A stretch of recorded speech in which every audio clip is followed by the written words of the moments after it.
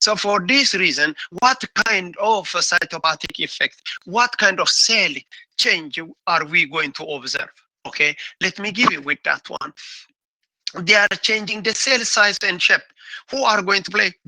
When the viruses are coming in a satellite cell, and then when they grow, they are going to increase with adult. They are coming to adult cell. Look now, it's very interesting. The adult cell, are they increasing inside? Yes. The cell size increases when the cell develops. Okay, now that is one. The other one is also in this one, I can't touch it.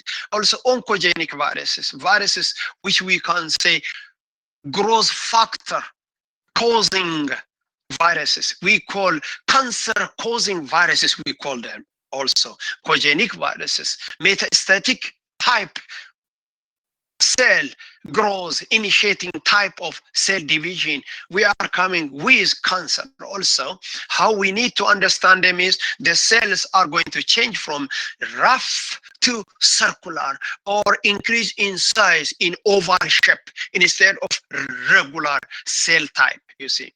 So for this reason, the viruses are going to change the size. Why? When the virus is in the budding system, it pinch, and then when it's partially stay in one place and then the other is going to another, it is going to change the cell. You see now, it is going to another cell, and then when it is going in, it is going to be central part of the cell. When it is central part of the cell is going to become puffy, and then surrounded by its own membrane, and keeping the virus inside the host system, a host cell. Look, very interesting thing is, that's why the virus, when it is powerful, get every nutrition, is burst the cell and then goes out. That we call it lysis. You see, that is how we are even. You see, so cytoplasmic inclusion, there are certain bodies from a viral origin, which we say spikes, which are going to have certain enzymatic structures from central core are going to be left in the cell. In the cell, especially around cytoplasm and around nucleus. If it is in nucleus area, nuclear inclusion we call it. Cytoplasm, around cytoplasm we call them. So they are going to occupy the cell completely. They are monopolizing the cell. The cell belongs to them when they are entering. You see, this macrophage, which is cell-mediated immune system, or T cells, which are going to be natural killer cells, they cannot avoid those cells because their enzymatic action of the virus is more stronger than our natural killer cells or macrophage. For example, the virus, when it is attacking the macrophage, it enters and then closer to it, and then macrophage surround it, and then when they enter, thank you, macrophage, you put me inside. Now I will kill you, I will burst you like a ball bursts, they will say. You see? So for this, it is very interesting when we are going to talk about the viruses, really. It's very interesting. They enter and then calm enough. That is like in this adaptation period, which they are going to adapt how to attack your host cell system. So for this reason, it can be acute cause or chronic case. Look now, if it is our nerve, yes, it is acute case. If it is chronic case, then it is moving from cell to cell and then destroy certain part. Hepatitis case, for example, it is going to destroy so many cells of the liver. Okay, now look now, they need to kill it to solve pathology, not on a very short area. You see, not short area. They want to monopolize it, the liver. You see, when they are attacking the size, for example, where they are attached, they begin the attachment area up to the periphery. They will go together. They don't jump from one area. They destroy it, and then go together. Look now. So for this reason, really, their activity is very dangerous. So cell fuse, these multinucleated cells, they are forming, we know, when they attach, they are making many cells. That means cell multiplies, you see, except the red blood cells, which is going to stay about 120 to 140 days, according to anatomy and physiology. The other cells, they stay 1 day. Some of them, epithelial cells, for example, your lips, they are going to stay about 1 day. You see, after 1 day, if it is dry, you remove them, and then they are coming another in 1 day. You see, those kind are like metastatic type of cells. Those are very comfortable for viruses. That's why they like epithelial tissues, epithelial cells, you see. They grow and then disappear. They destroy them and then go to the another epithelial cells. You see, look now how they look like a smart type of structures which are going to monopolize our cell. So for this reason, they fuse. They fuse to satellite cells and they move to make them an adult cell. Adult cell dies, they are going to another cell. So that governing is taken care by the viruses, not by macrophage or not by natural killer cells or not humoral immune system. We'll touch that on immune system chapter 21, 22. Okay, now cell lysis we discussed already, and then go. And then alter DNA, RNA, yes, they are going to change it. They alter it, the genomes. Okay, now somehow they change it. And especially when the virus is coming, it is passing its own genetic information inside DNA and then RNA. It is modifying them, you see, modifying them, our DNA. So cancer cells, we talk already about those ones. Now here we are coming the cells. When we are going to identify, look, you have been doing very good job in gram stain, acid fast, and then spore stains. Really, you have done very good, and then you understand very well, and then your reporting makes me very happy too. Here now, what you need to understand from viral origin, as we are going to identify bacterial origin, and then is there any way we are going to identify viruses? Yes, one is cytopathic effect. Cytopathic effect how? In what? Look at it. It's very interesting. You are going to grow viruses in a cell culture. In a cell culture, it is going to show you it is a rectangular, is a square, or some kind of linear lines, which is not smooth. It is not going to be smooth when the virus grows. It is rough. It makes some kind of holes, like volcanic eruption, little, like around the sun, there's some kind of rocks around. So those rocks means the virus has grown in. In where? In a cell. Which cell? Outside of host cell, we call it. In vitro system, outside of the host cell. So you know it in vitro and in vivo. In vivo in laboratory animals. You see, we are coming lab animal condition, it is in vivo, but in vitro, it is any cell culture. You see, when you are going to have a cell from the liver or kidney or the heart, emulsify the culture, you make it like a media, and then you put it 37 degrees centigrade for 24 hours, and then after that, you pass the virus. The virus will grow mostly about 5, 6, 7 days. It takes time, you see. So in smooth Nevada desert, you can get rocks on that sandy, means the virus has grown up. Like in Nevada desert, in a sand, you are going to find a different shape of rocks. It is the same in viral origin. Depending what kind of virus you use, different viruses are going to show you different. Rhabdovirus, poxvirus, which we are going to rinderpest virus, which we are going to use to make a vaccine, they are going to show different characters, really. So this is the way how we are going to do. Like staining, we are going to pass it to the cell culture, or we call it tissue culture. Okay. Now, bird embryos, as I told you, in a chicken, we inoculate the bacterial culture, and then we are going to take after in 18, 21 days, between 21 days, we will take the suspension, the liquid part, and then we are taking the chick also. We take the chick and then emulsify and make suspension. And then from that, we can make a vaccine. You see, we use milk, form aldehyde, and then inactivate, make that vaccine, and then we are going to try it in laboratory. Viral vaccine production is contamination is only a problem, but you can make viral vaccine very easily. And anthrax vaccine, mycoplasma vaccine, to make it, maybe you are going to take about 48 hours or more hours you can take.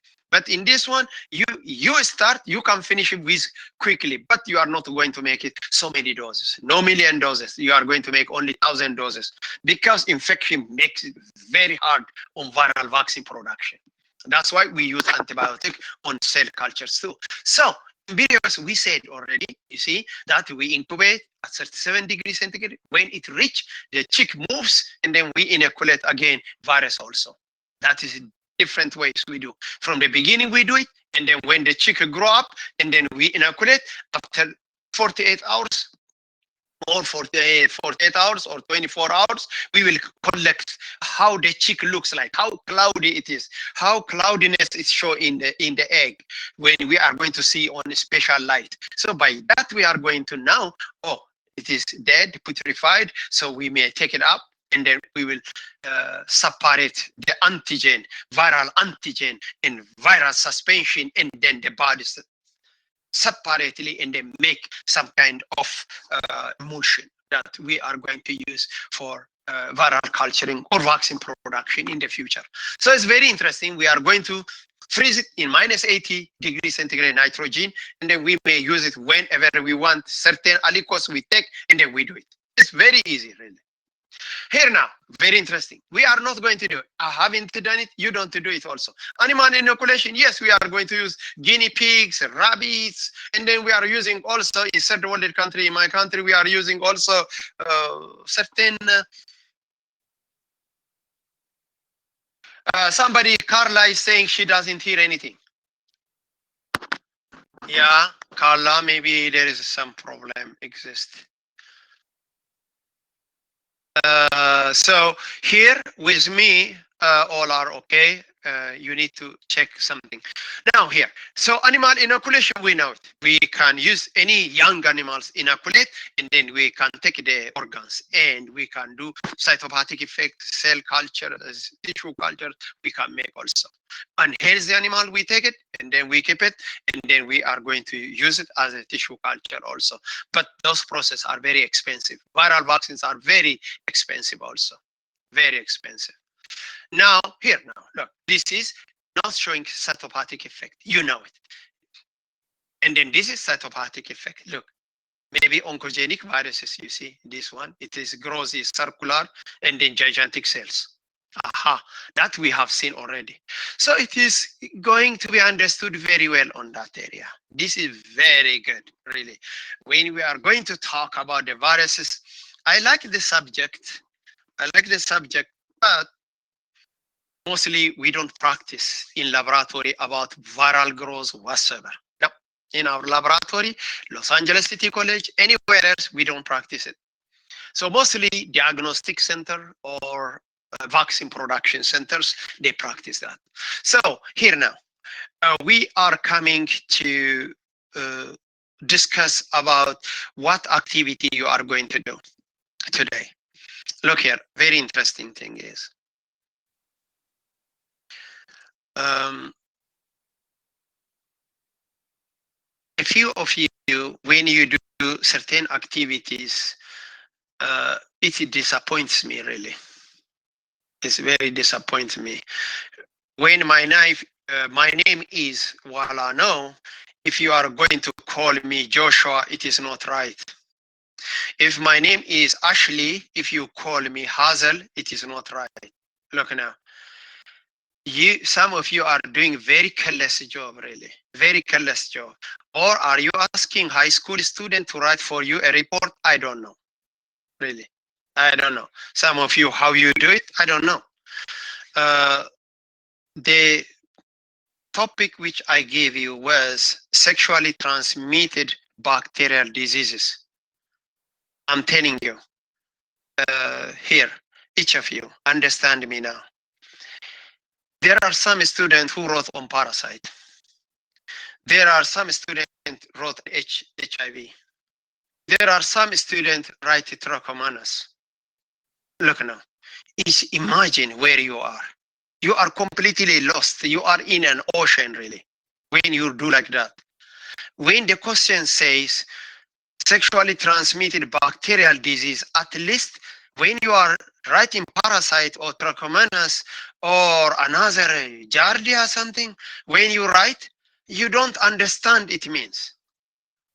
Please, wherever you go, don't show for someone you don't understand it. It's very ugly, really. So before you do it, just see it. See it, what the question it says, what the instructions say, you see.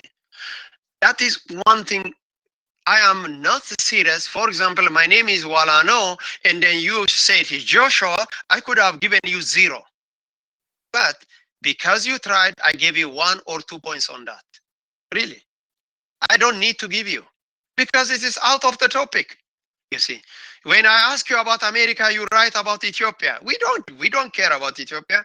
We don't care about Africa. When we are asking you America, write it about America. Really, that's supposed to be. Don't make any time a mistake. Learn from this one in the future. When you are going to do, focus also on the points. That is one. Secondly, and when you are writing, I wrote it already. Your topic is including virus and bacteria, or I am saying I am only looking for bacterial diseases. You are adding this one, I said, and then I took points from you, all of you, the ones who have done like that, really. And then the other thing which I asked also, look now, some of you are writing about 4 or 5 sentences and then leaving it. What do you mean? I asked you 240 words. How you can write only 4 or 5 sentences and then leave? Do you want to blame me? I will not be blamed for that, really. That is, you need to blame yourself.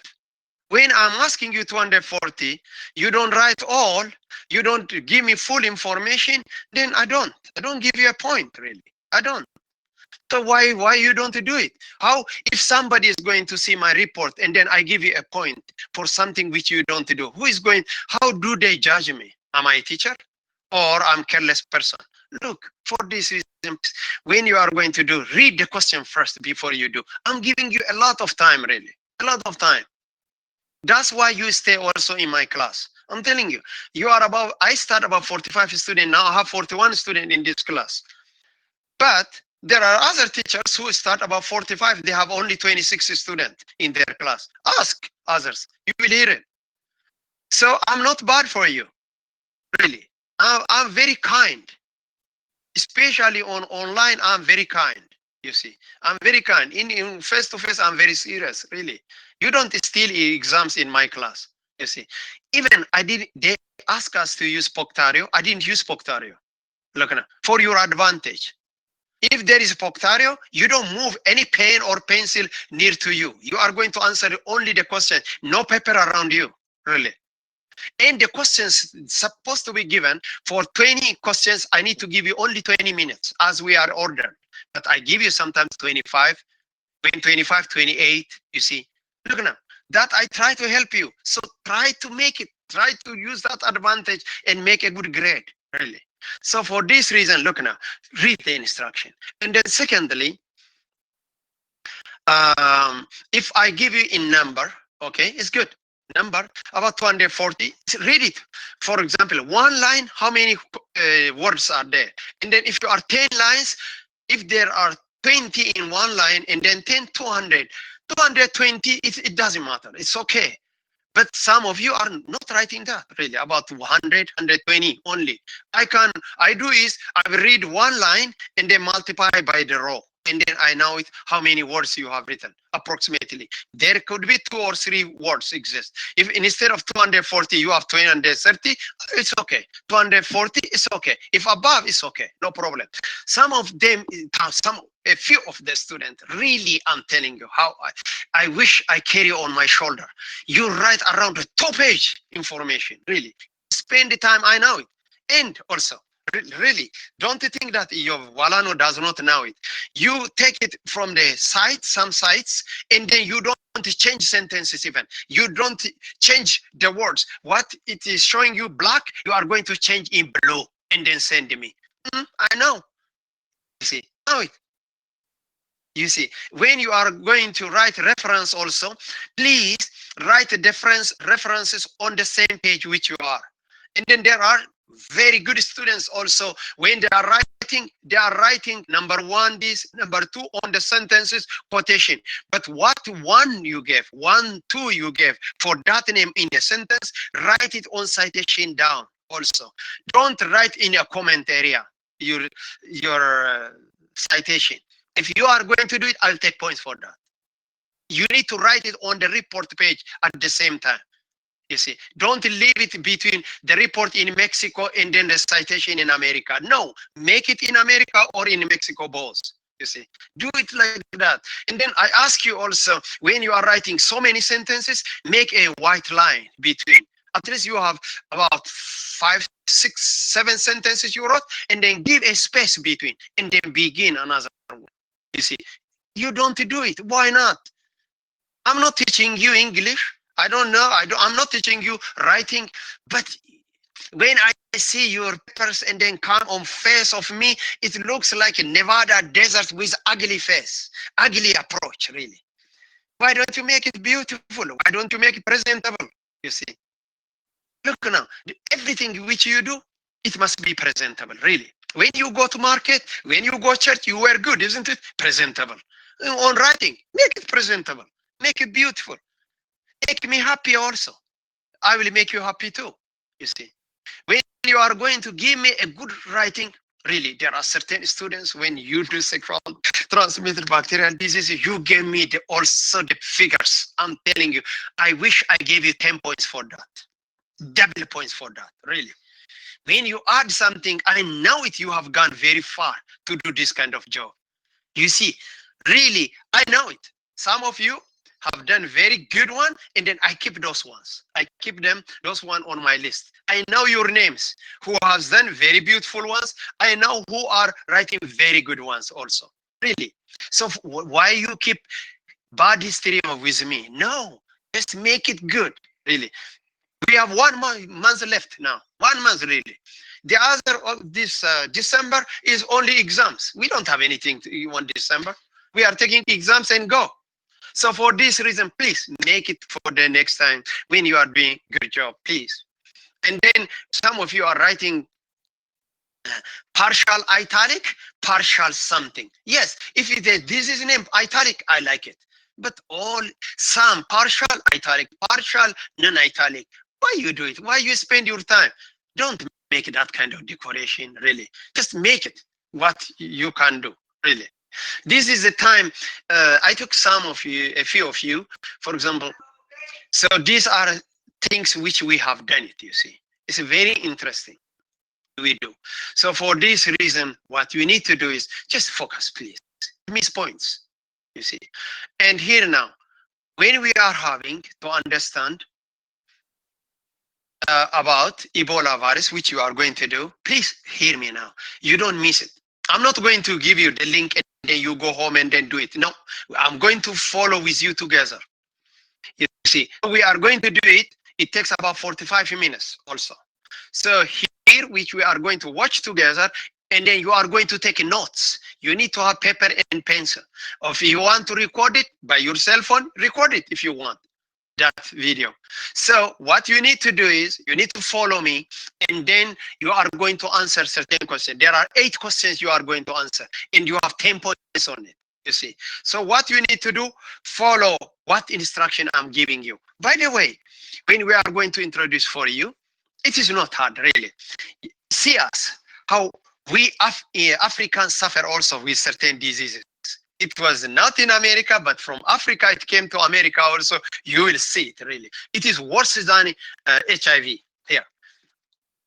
It's Ebola virus. We call it Marburg virus. And then they are almost, this Ebola virus and Marburg viruses are very similar. Both of them are RNA viruses. Look now, RNA viruses. That is how we structure of the virus.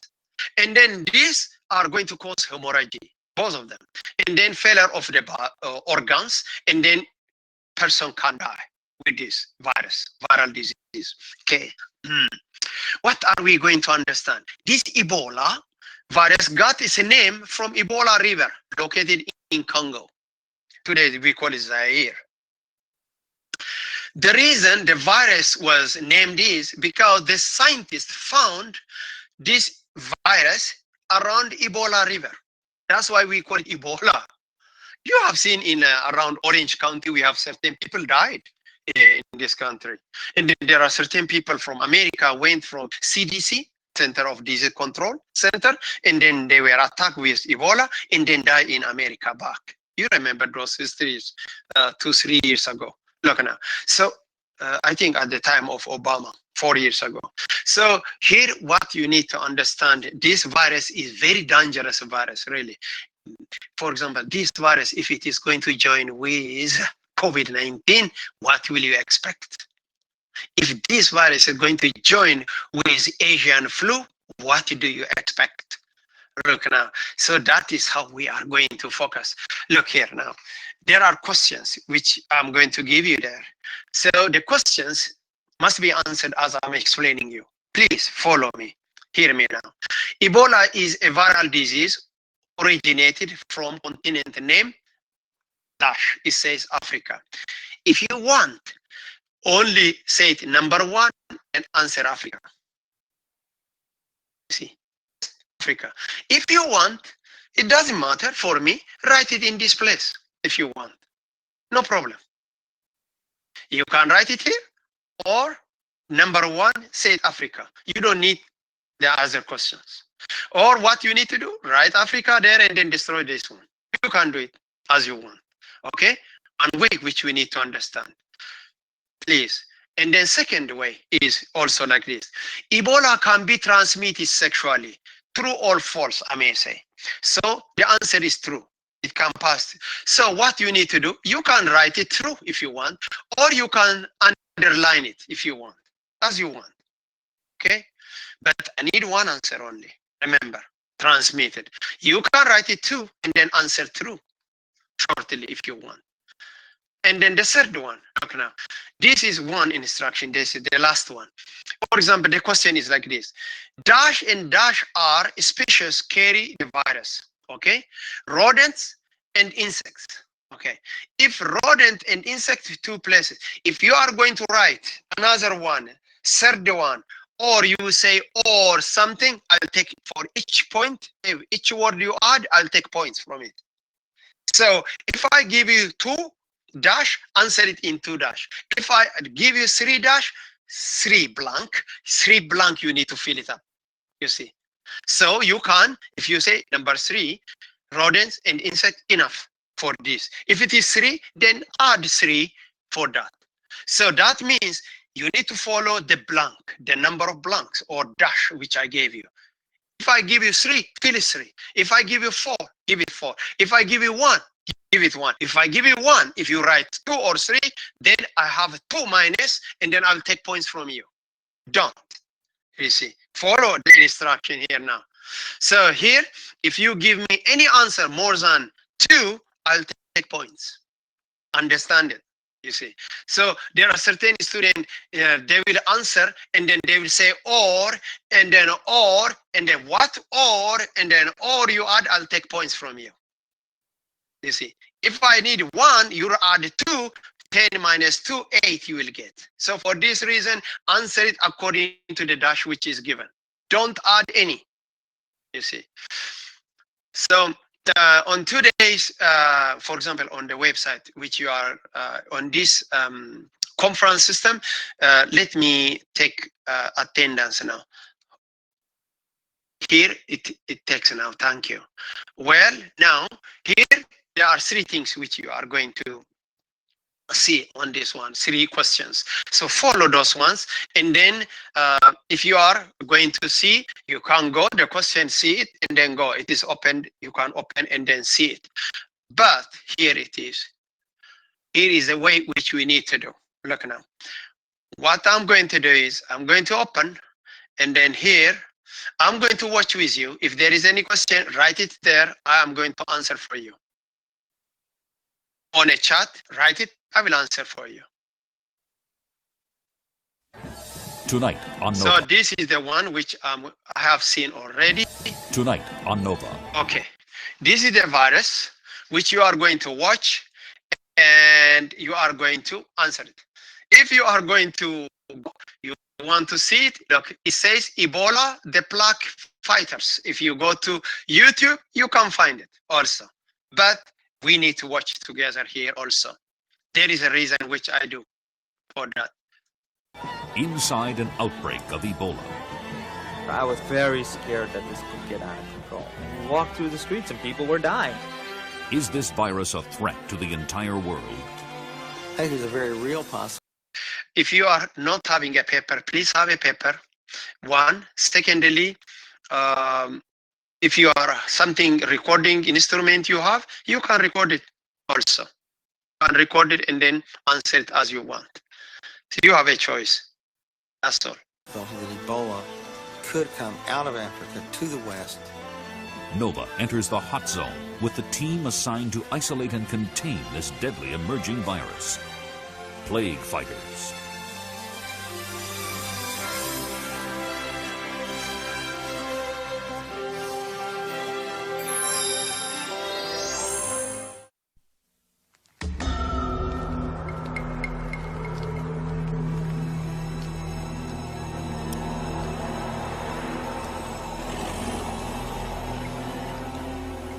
These bodies are too hot to touch.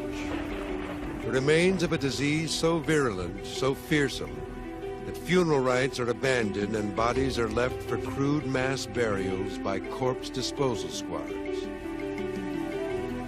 Kikwit, Zaire, April 1995. One outbreak in one community in one country. But could it become the next plague? We have no protection from these diseases. We cannot be isolationists in our thinking anymore. The world is a small community of nations, and when one coughs, nobody sleeps. In Zaire, they're using quarantines and a public health campaign. The government to try to of stop Zaire took fresh steps today to stop the spread of a lethal virus. It is a terrifying killer. There is no vaccine and no cure. The survival rate here is 0. Blood and tissue samples taken from the victims are rushed to scientists at the Centers for Disease Control in Atlanta, Georgia.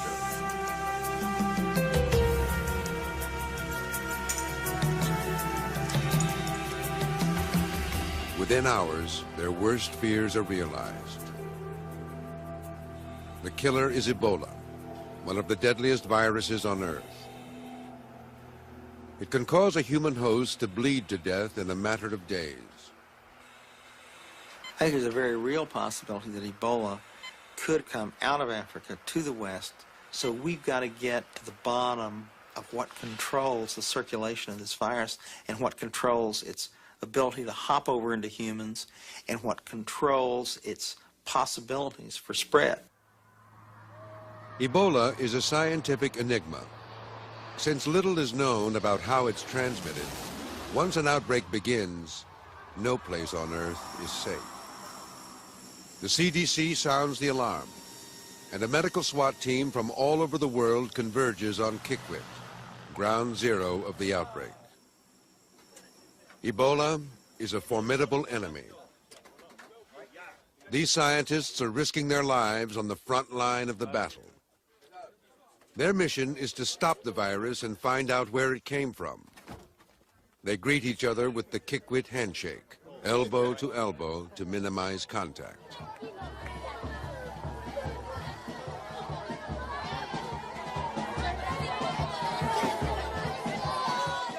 As the scientists make their way from the airport, they find themselves in a city gripped by terror.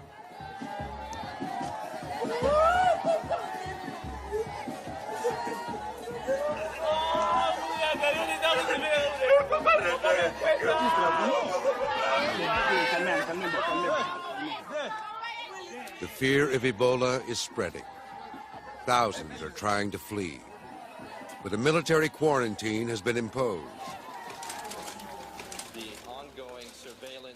The international team sets up a command post. They join forces with a group of Zairian doctors who have flown in from the capital.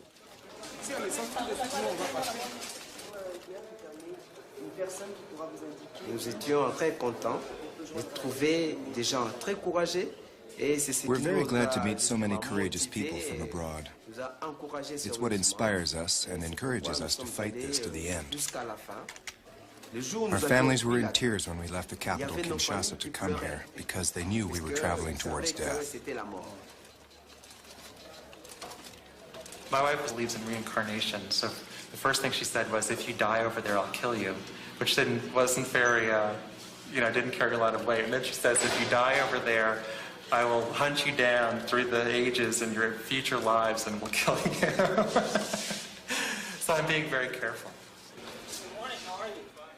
The first priority is clear. Find every case and isolate it. The only way the epidemic can be stopped. We need to talk about it in terms of forms. An epidemiologist with the CDC, Dr. Ali Khan, establishes procedures for documenting every victim. I heard about this person, and I heard about this person, I only know about this person.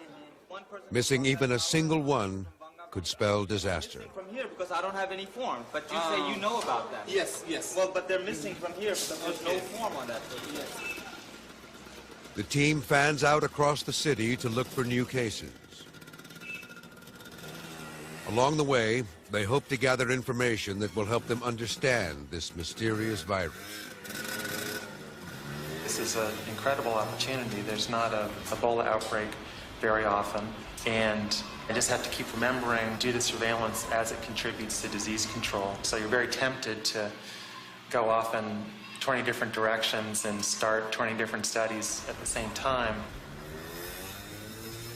This is not the first time that Ebola has struck Zaire. Almost 20 years before, in 1976, an outbreak erupted in a hospital in the town of Yambuku, 1,000 kilometers to the north. The disease spread rapidly, killing 9 out of 10 of its victims, leaving nearly 400 dead. An international team arrived late and had little opportunity to investigate the outbreak.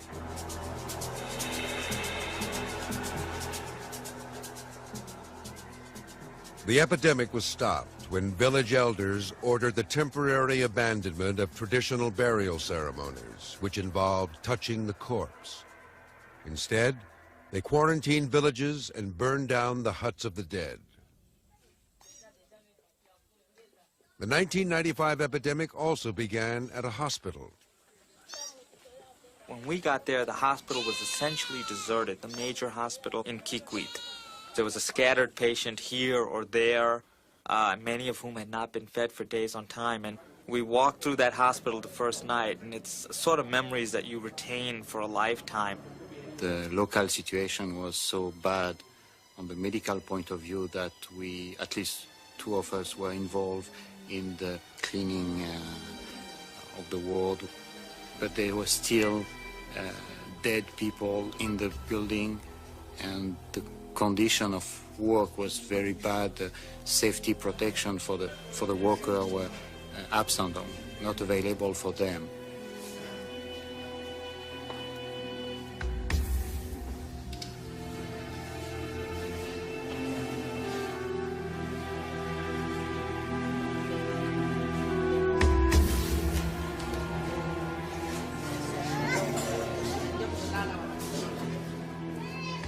The outbreak was traced back to a surgical procedure performed on a young lab worker named Kim Fumu. 3 nurses who had assisted at the operation soon fell ill. Taking no special precautions, fellow hospital workers attended to their needs, washing them and coming into contact with their bodily fluids. Within weeks, 36 hospital workers, doctors, nurses, and attendants had died, and most of the survivors had fled. The government asked Zairian doctors for volunteers to come here. For at least 2 weeks, they didn't find any.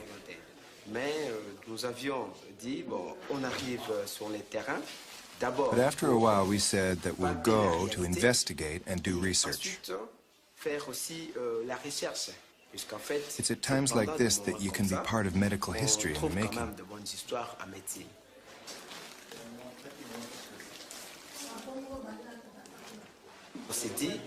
We said to ourselves, we're doctors. It's like the army. We're soldiers. We'll go and face the danger. Families of the sick and dying.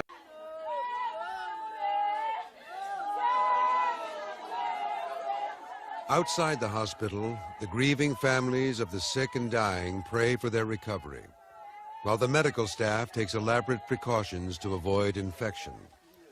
Despite the sweltering heat, the safety procedures established by the international team require 4 layers of protective gear. A moat filled with bleach is the only barrier between the Ebola ward and the outside world.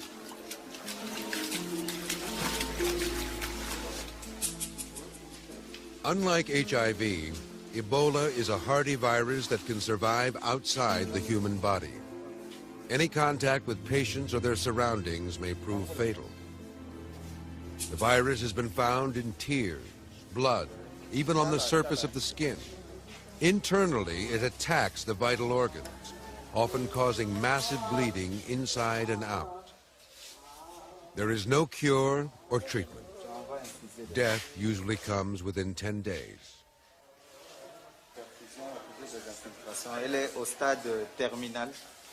She's in the terminal stages. There's nothing to be done. There's her husband.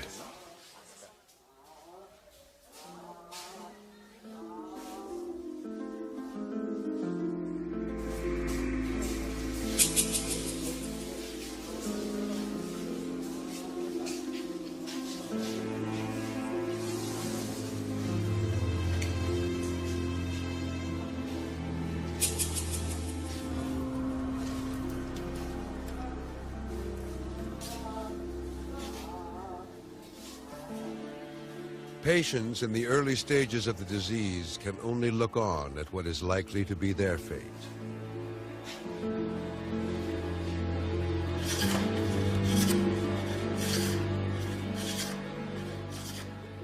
This week alone, there have been 52 new deaths in Kikwit.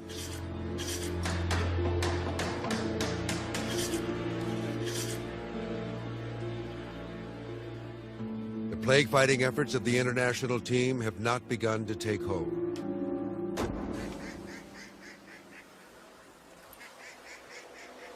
The terrifying effects of this disease were seen for the first time in Europe.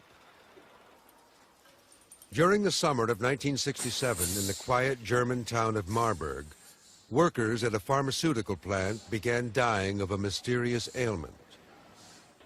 The victims developed a strange rash. Their skin tore easily. The eyeballs filled up with blood. Their faces became fixed, zombie-like. They vomited black fluid and discharged blood from every orifice. From the initial headache to death, 1 week. The cause was a virus, a close relative of Ebola. Lab workers became infected as a result of handling the blood and tissue of African monkeys. No one had seen anything like it. It was a terrible kind of disease because all organs are involved. The liver, the brain, kidneys, all, and it's a failure of every organ taken together, so they suffer extremely. It must have been the same in the Middle Ages, where you don't know what happens and people die and know that they can get the disease from touching.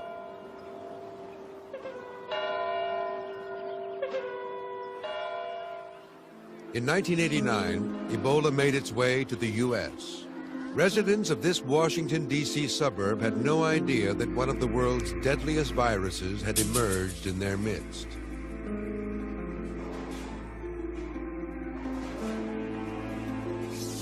In a primate quarantine unit in Reston, Virginia, monkeys in one of the holding rooms suddenly began to die. Secretly, a military team entered the quarantine unit and killed all 60 monkeys in the infected room.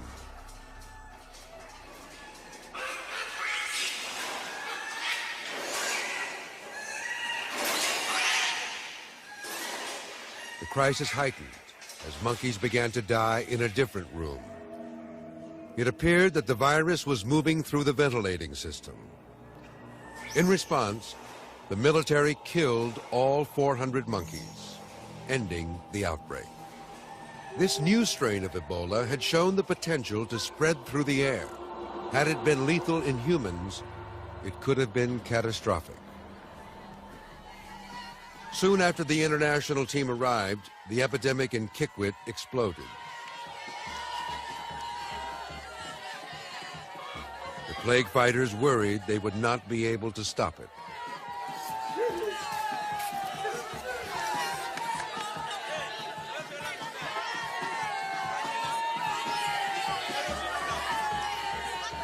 I was actually very scared that this could get out of control. And there was no doubt that when you looked at the distribution of cases, it was just getting bigger and bigger and bigger every week. And that week, actually, there were 70-odd deaths in the community. I mean, you walk through the streets and people were dying. I mean, they were literally everywhere you walk, people, they were talking about people dying of Ebola.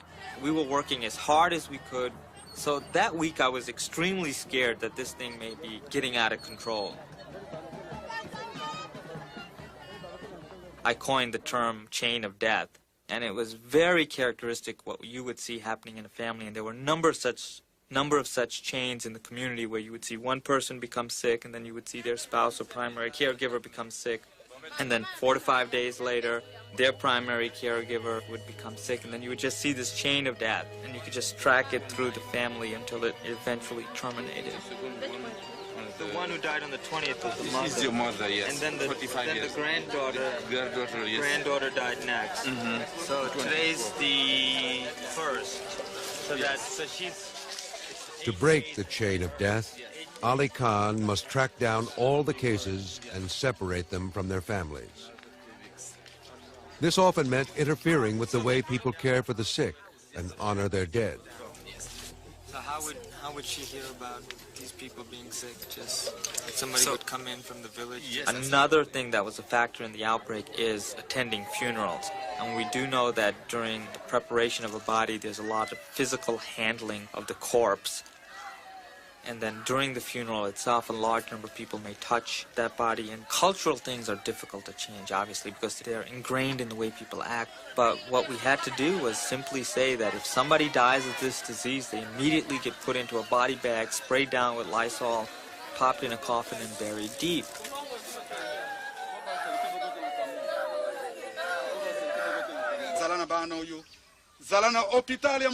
O gods, we ask you to be with us in this hard time. This hospital has been our refuge, and now the devil has taken it. Please deliver us. The Red Cross team has the most thankless job of the epidemic. Members are shunned by their neighbors and regarded as pariahs in the villages.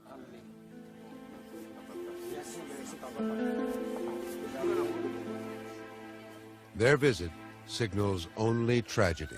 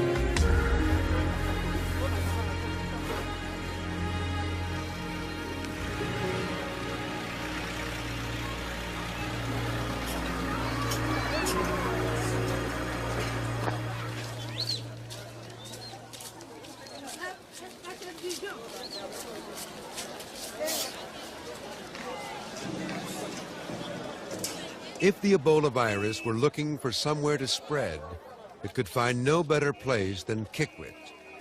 Kikwit is called a city, but it is more like a large rural village of some 400,000, with no electricity and no running water. Public health and sanitation are limited, and the illiteracy rate is almost 50%. The local diet includes insects, monkeys, and rats, all suspected carriers of the virus.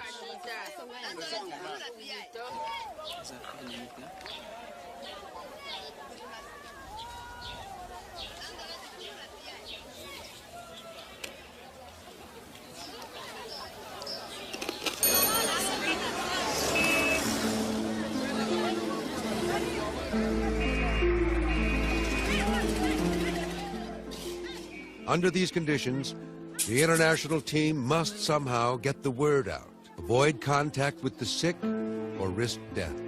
They organize a street-level education campaign. Banners are put up.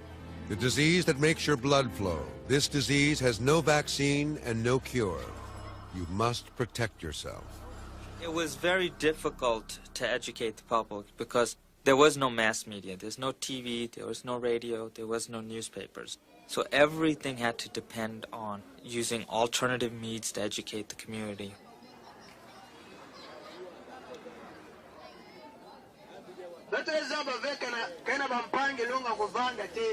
This fever, this disease is harsh, and it's already killed many people. And I'm here to tell you that hiding patients won't help anybody. But what about the guy you buried over there? Now that it's raining, won't all this water spread the disease from the corpse through the neighborhood? Well, the Red Cross assured us that he was buried safely. He died in the outhouse and fell into the hole. It was very deep, so they buried him right there. Now, you shouldn't be scared. The Red Cross disinfected his grave and the surroundings. His remains can't come out, and his germs can't get you.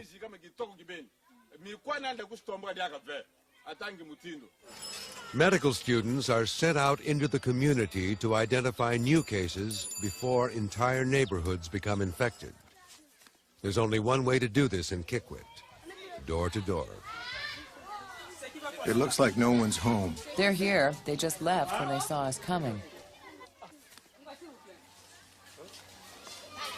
We're here to get some information. What's all this? I don't understand. Why are you coming to disturb people? We're students from the University of Bandundu. We're doing research. We want to know if anyone here is sick with Ebola. This is not right. I'm innocent. I don't know anything about it. I worked with the medical students here in town, and the stories that I'm hearing, it seems very natural to me of the stigmatization, including the story of someone being killed because he was from Kikwit and was thought to have had contact. So it's natural to me that if you say to someone, tell us if you have Ebola, and we'll take you away from your family and put you in the hospital where you'll likely die and no one will want to visit you. So certainly people don't want to tell you because of the stigma. But hospitalizing the sick is the only way to stop the disease. In the Ebola ward, Dr. Mupapa's team provides whatever human comfort they can, knowing few, if any, of their patients will survive.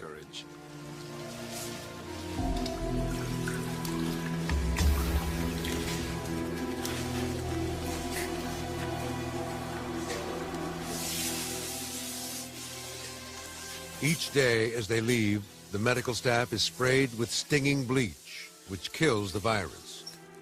Their protective clothing is burned to ensure that it won't be reused. But they can't so easily rid themselves of the images of the ward. I'm a newlywed. We have a child. My wife was really worried about me coming here, and she was pretty scared. Especially when we found out that the disease can be transmitted from a man to a woman through sperm.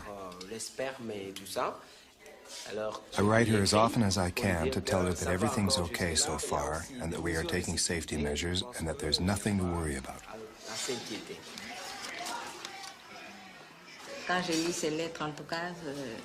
When I read his letters, I feel better, but even so, my heart is heavy. I will only be happy the moment he returns home. I pray every morning and every night. I'm really convinced that I'll return to Kinshasa alive. That's truly my most ardent wish.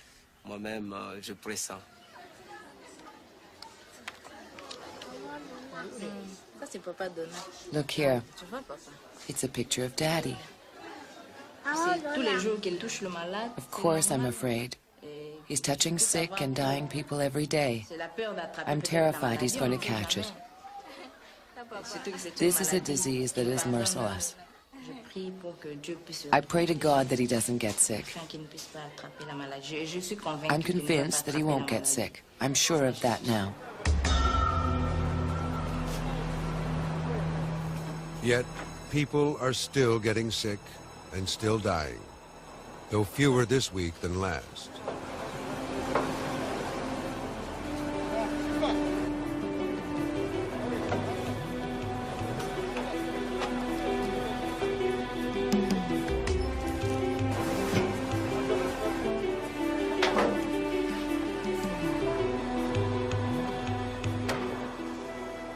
epidemic rages, but a corner has been turned.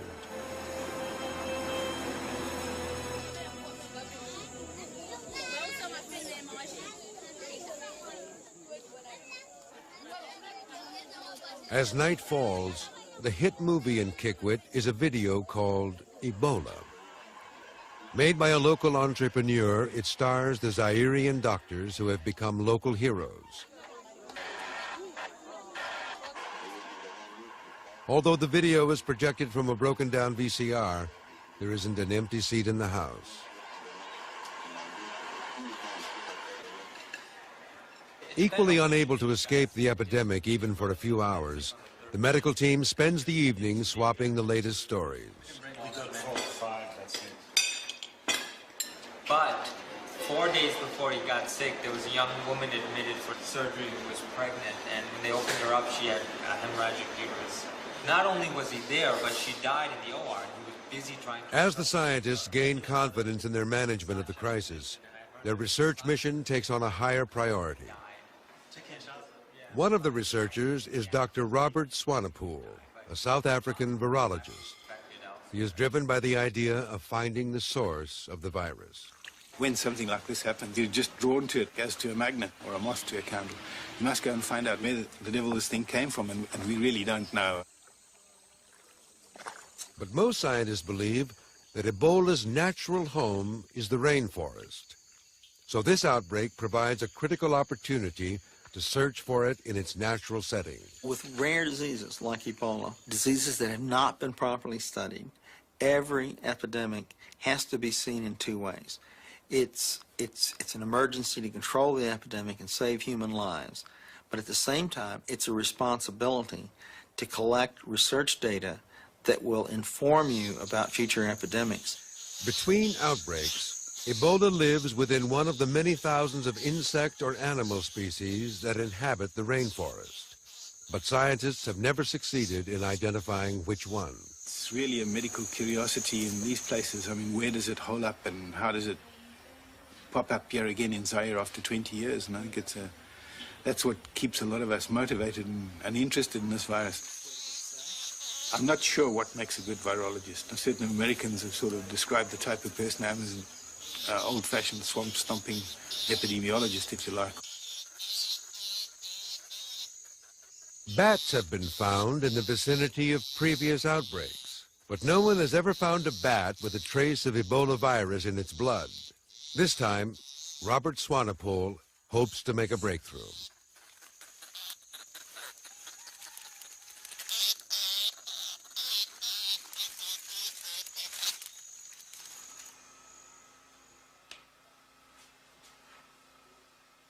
Only when the natural host is identified will it be possible to predict where the virus might strike next.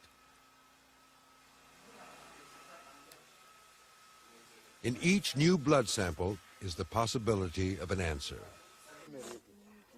But what happens when the virus makes its move from its animal host to a human being? What is its lethal strategy? Blood samples at different stages of the disease are collected by Dr. Pierre Rollin. We know nothing on Ebola because during the 76 outbreak, only few blood samples were taken. So our hope in this outbreak is to get enough sample from patients at different periods of the disease. An outbreak every 20 years is not like working with a serial killer that have the same pattern all the time.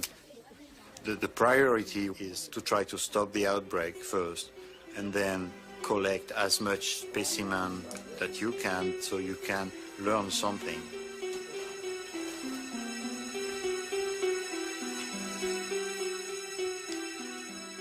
Working in conditions far below standard laboratory safety levels, Rollin risks his life handling samples which contain enough Ebola to kill thousands.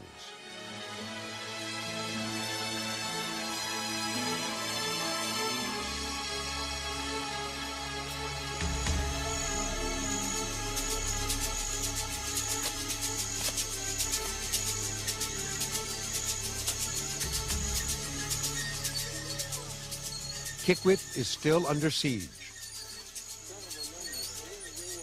The Zairians have been fighting this epidemic for 10 weeks now.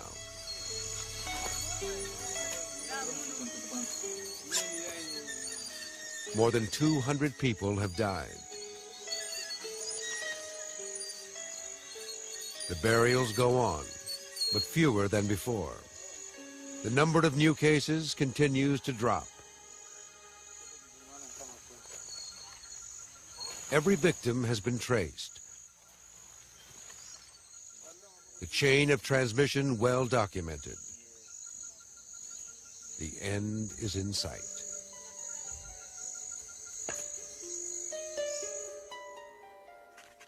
Back at the command center, the epidemiologists analyze the accumulating data.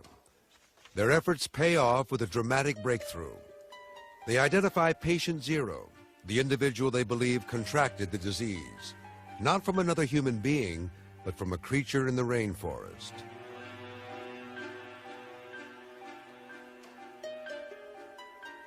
All the cases have been charted on a timeline, tracing a path of destruction back to this very first known victim. He died 4 months before the first case appeared at the hospital. His name was Gaspar Minga. Gaspar Minga was a charcoal worker living in Kikwit. He is survived by his brother Pierre and his father Innocent. They treasured a picture of Gaspar's funeral, which is now the extraordinary portrait of the start of an outbreak.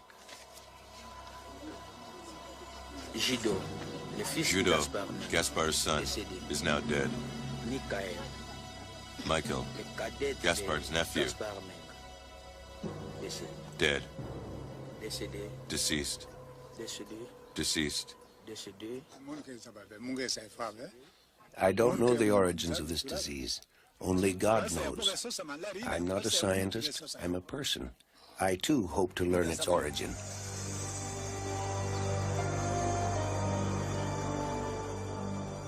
Somewhere in this vast forest lives an organism which harbors the Ebola virus. Now the international team can narrow down their search to the area surrounding Gaspar Minga's home and work. What we have, probably, is a disease that occurs in nature and very accidentally transfers to a human being. Now, what we've done is to try and follow the so-called index case, the first person who was infected, and who essentially was the beginning of this terrible epidemic. They trace Minga's steps back to his last working place. This is a charcoal pit. It takes 3 months to do the entire process at one charcoal site, for which the man earns 15,000 zairs, which is about $3. 3 months hard work. The gentleman who was the index case here had nearly completed this pit. Rather sadly, he left over here his hoe in the tree and a little bundle of cloth. And of course, nobody will touch that now. Searching the area around Minga's charcoal pit, Paul Reiter and his colleague Russ Coleman use a goat as bait, hoping to determine whether an insect might be Ebola's carrier. This disease is a great enigma. It has appeared only a few times in history. In every case, the tremendous contagious nature of the disease has captured people's imagination.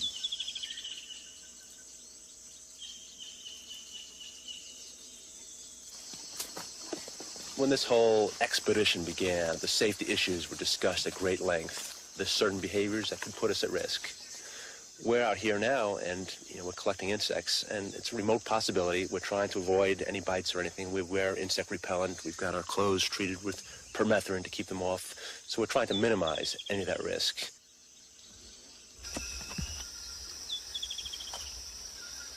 This is a challenge of a kind that is very hard to describe. Of course, there's human tragedy involved, and we would like to think that the work that we do will help alleviate that kind of tragedy in the future. It's natural history in its most vibrant form.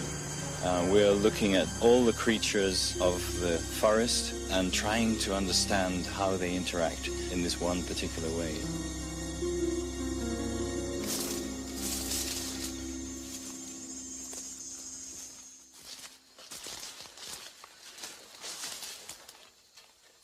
Other teams set out to trap rodents and small mammals in the hope that one of their captured specimens will prove to be Ebola's natural host.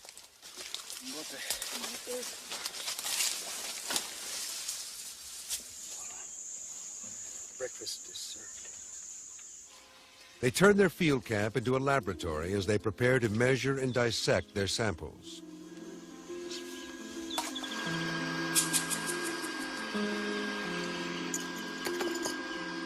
Males, welcome.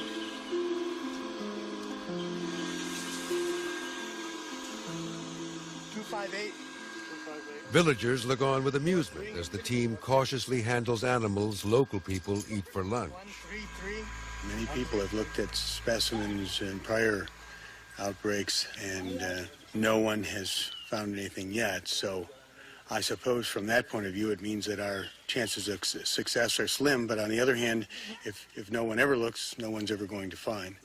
So we keep our fingers crossed, and we think that we're the ones that are going to find it.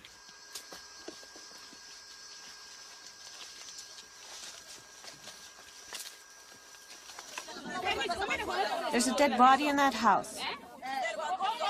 I asked you yesterday if anyone was sick. You said no. Back in town, a crowd gathers. The medical students have found a new victim. To them, Ebola means bleeding. If they aren't bleeding, they're not sick. Now we find a dead body. The education campaign has turned out to be a double-edged sword. No longer mourned in traditional ceremonies, some victims are abandoned by their families, who fear any contact may prove fatal.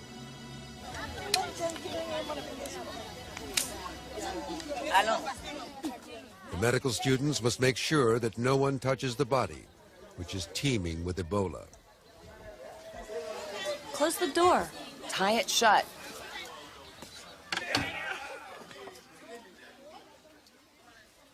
Aware of the risks, but not equipped to handle them, they are forced to improvise. Wait, wait.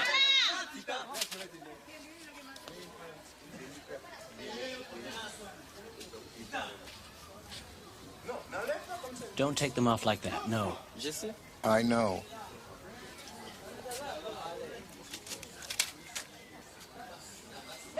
Put them over there in the hole. No, we should burn them. Just take them and throw them over there. Yes, I know it's dangerous. Throw it in the hole. It's deep enough. It's dangerous for the kids. No, it's deep enough.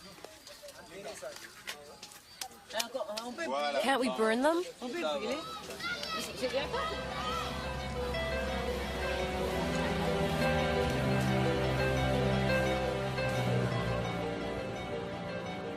Their function now understood, the Red Cross teams are greeted with relief.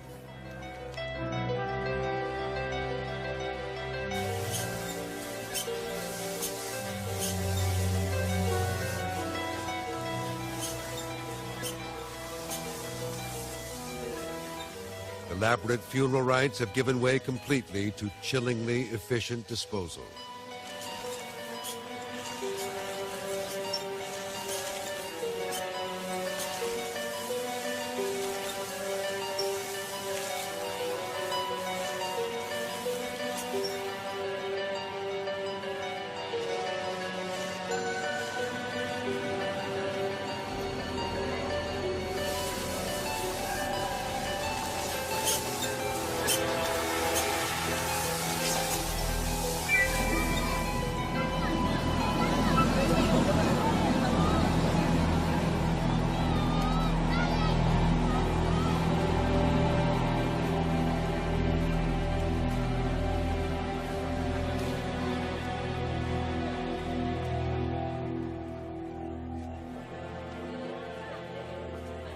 Although Ebola is a ruthless killer, it is not totally without mercy.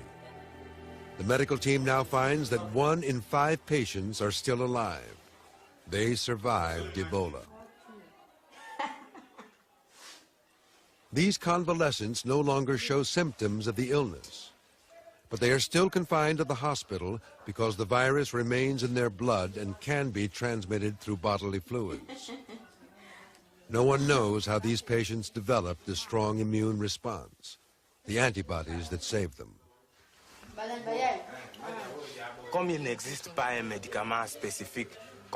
Since there is no cure for the virus, I know that God must have cured me.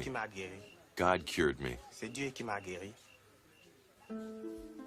Suddenly, a frightening new case arises. Yesterday we admitted a new case, one of our nurses. She's here in the emergency ward now, and the clinical diagnosis is Ebola.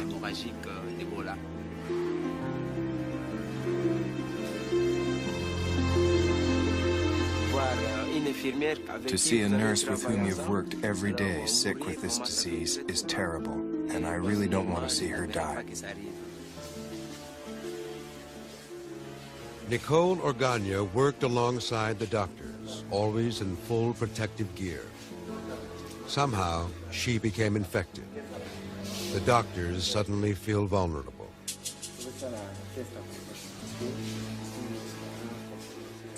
The Zairian physicians devise a plan, one that is experimental. They know that the blood of survivors has antibodies against the virus. They reason that if they transfuse Nicole with that blood, perhaps those antibodies will save her. They take Nicole's blood to type it.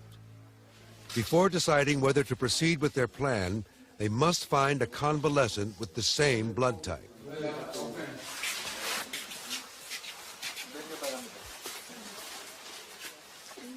A few last cases show up in the isolation ward. The battle for Nicole's life may be critical for them.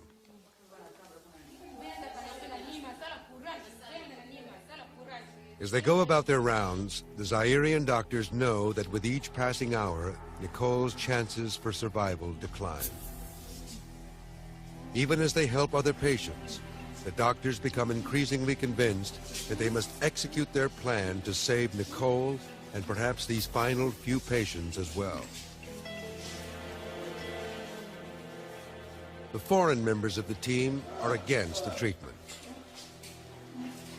There's basic risks in giving an individual blood products from someone else. There's a lot of infectious risks. There's HIV is very prevalent. There's hepatitis B, hepatitis C. Certainly in that setting, one of the greatest concerns would be if the person that you're treating doesn't have Ebola, they have malaria or typhoid or something else, and the person that you're getting the transfusion from still has Ebola virus circulating in their blood and is infectious, that would be the worst thing you could do, is to give someone who didn't have Ebola. The Zairians test Nicole's blood and find a convalescent with matching type. Now they must make a decision. Knowing that the foreign doctors are opposed, they meet privately. What if we transfuse convalescent plasma to someone who doesn't have Ebola? What if our diagnosis is wrong? It's clearly a clinical case. It's obvious she has Ebola. We shouldn't doubt our diagnosis. We've seen so many cases now. We should at least wait until tomorrow. In the meantime, let's present and defend our position in front of the scientific community. What do you think? In America, they don't believe in transfusing patients with convalescent blood. Never mind, we should answer to ourselves. I think we have to try this experiment. Maybe not on every one of these last few cases, but at least on our nurse.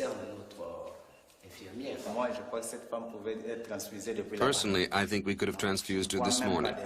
The diagnosis is clearly Ebola, so I don't see why we should wait another 24 hours.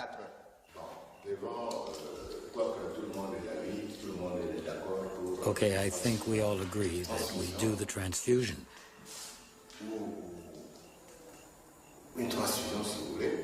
And that we should do it as soon as possible. Their decision made, the doctors approach a convalescent patient whose blood type matches Nicole's. He agrees to cooperate. Without involving the foreign doctors, they collect his blood and get ready to transfuse. They have the resources only to do a quick AIDS test.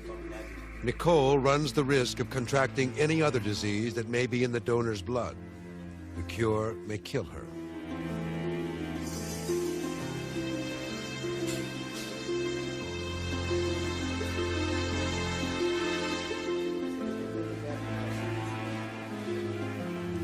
Nicole is a subject in a life or death experiment.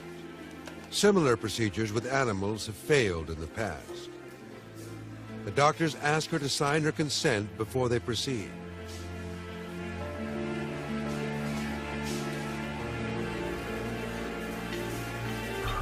Non, tu ne dois pas me prendre. Je trouve que c'est exagéré du point de vue humain, ça. Laisse travailler les médecins.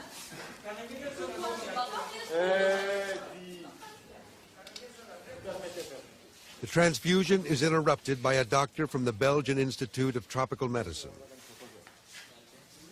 The Zairian doctors press on.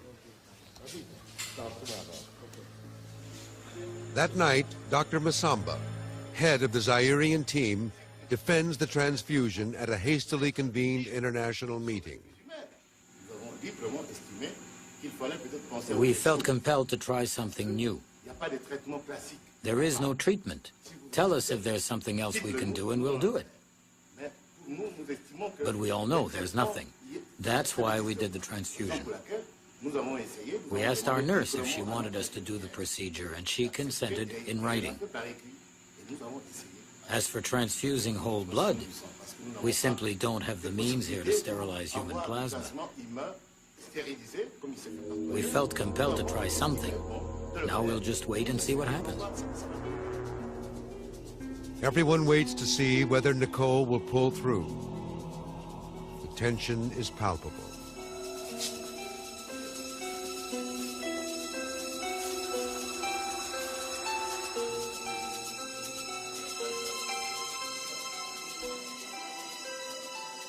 Four days after the transfusion, there seems to be improvement. I'm eating now. I go out, I wash myself, and I can get up without any help. Our nurse is doing better. I'm really relieved. I think that after Nicole, other people who get sick may want us to try this same treatment. And personally, I think it will work. A week later, Nicole is weak, but almost fully recovered. Encouraged by their success, the Zairian doctors transfuse 8 more patients. 7 survive. The Western doctors remain unconvinced. It would not be my choice to have given these blood transfusions. On the other hand, with the pressure to do something, I can absolutely understand why these experiments were done. I think what's unfortunate from my point of view is that we'll never know whether this worked or not. There's other possible explanations that late in the epidemic, the virus may be less virulent after several passages through human hosts. There's a possibility that late in the epidemic, people were having less exposure, that there was some awareness, so people were being more careful, so they were getting smaller viral loads when they were getting infected.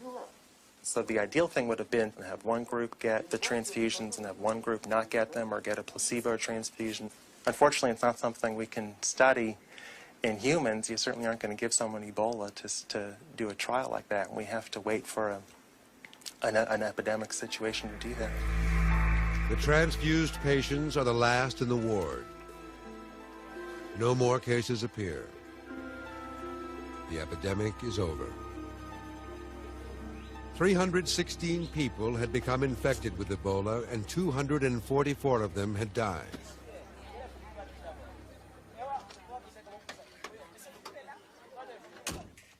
The international team is getting ready to leave.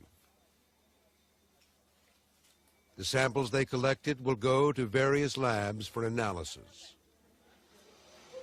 They may hold the clues that will help solve the Ebola mystery.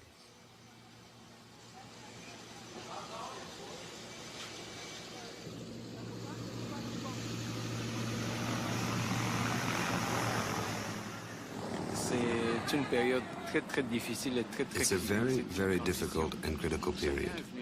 We're in a transition. Everyone came to help. That's wonderful. They helped us a lot. And for that, we are very grateful to the international community. But now that the epidemic is over, we have to try to manage the crisis that caused this. And everyone is leaving. All that is going back or what? Yes. That too? Yes, that too, yeah. Not mixed up with what is arriving. Never mind. It's too bad you're leaving so soon. It's been 18 days. I've stayed longer than anyone else. Here in Kikwit, a hastily assembled team of Zairian and foreign scientists made medical history. In the battle against one of the world's deadliest viruses, they prevailed. At least for now.